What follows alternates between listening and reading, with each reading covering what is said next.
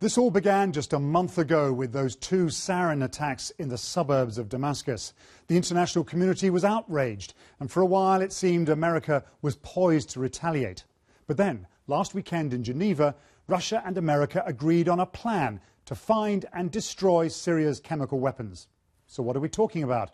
Well, the Geneva Agreement gave Syria a week to hand over a comprehensive account of its chemical weapons program. This includes the names, types and quantities of its chemical agents, the various munitions involved, and crucially, where everything is stored and produced.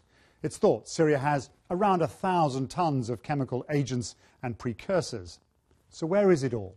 Now, I think it's fair to say that, frankly, no one can be completely sure. Some things, like the main research and production sites, are familiar enough.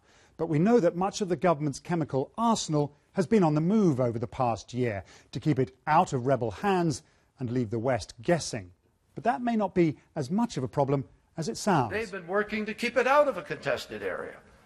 And that is the, sort of silver lining, if you will, in the way in which they have contained these weapons. If the Assad regime is prepared to live up to its word, we should not have a problem achieving access to their sites.